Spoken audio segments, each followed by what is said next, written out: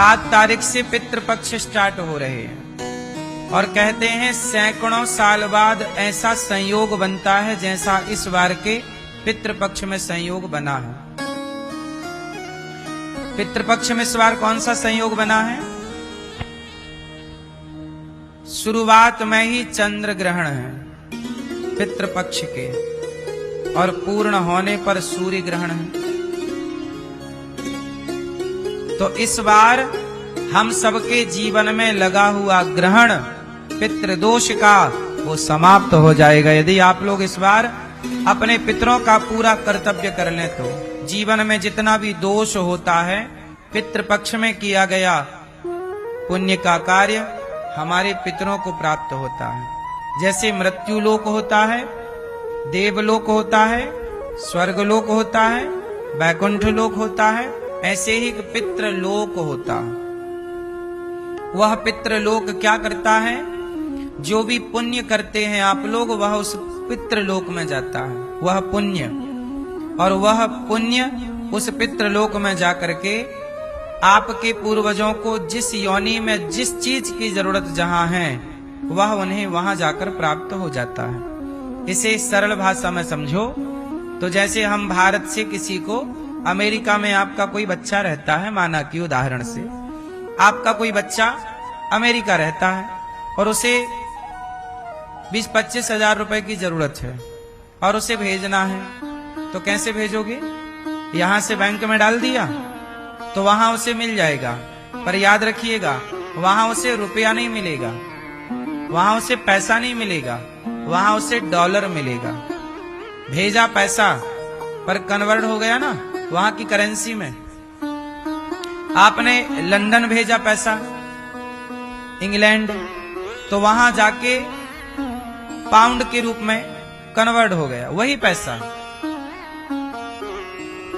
आपने अन्य किसी देश में भेजा तो वहां की करेंसी में वो कन्वर्ट हो गया। उसी तरह आप जब यहाँ किसी भूखे को भोजन कराते हो, पितरों के लिए भागवत सुनते हो, तो वह पुण्य जाकर के आपके पूर्वजों को कन्वर्ट होकर के वह पुण्य उस रूप में कन्वर्ट हो जाता है जिस चीज की आपके पूर्वजों को जरूरत होती है।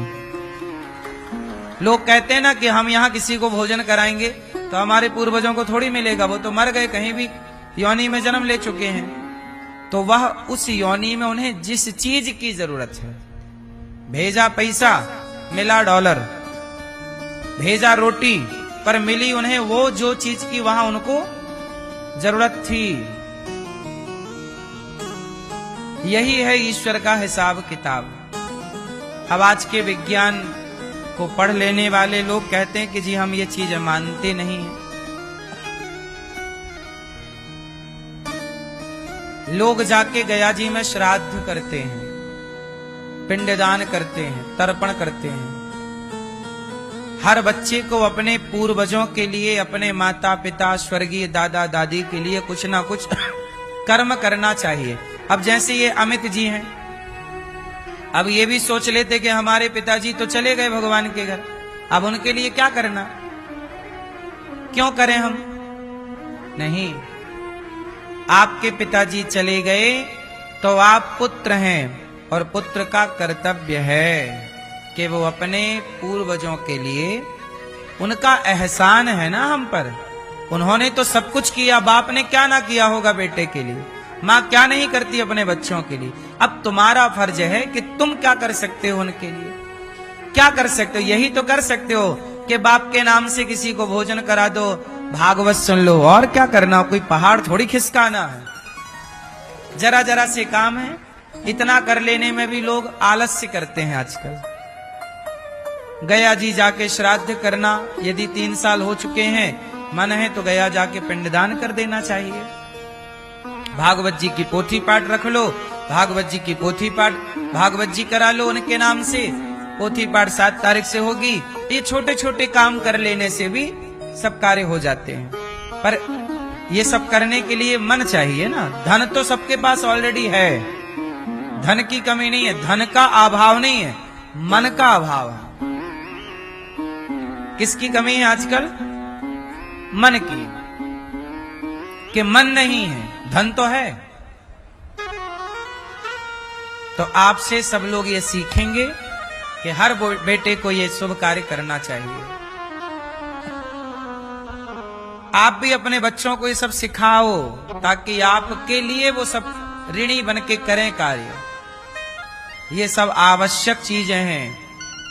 भगवान राम ने भी अपने पूज्य पिता दशरथ जी के लिए पिंडदान किया था। तो ये परंपरा कोई आज की नहीं है, राम के जमाने की है। और हम मनुष्य नहीं, रामचरितमानस में लिखा है कि संपाति ने जटायु जी के लिए श्राद्ध पिंडदान किया, तर्पण किया, जलदान किया। संपाति, जटायु जी मर गए ना सीता मैया की रक्षा में, तो जटायु के भाई को पता चला, जटायु जी के भाई का नाम क्या था? संपाति। संपाति को पता चला कि मेरा भाई मर चुका है। वो पक्षी थे, लेकिन भारत का वो पक्षी संपाति ने जटायु जी का जलदान किया, श्राद्ध किया। ये लिखा है ऑन रिकॉर्ड शास्त्रों में। तो हमारे यहां तो पशु पक्षी भी धर्म को जानते हैं, सनातन की बात को समझते हैं। इसलिए भागवत सबसे उत्तम है। भागवत सुनने वाला प्राणी कभी परेशान नहीं होता, हर हाल में भागवत जी उसके संग होती हैं।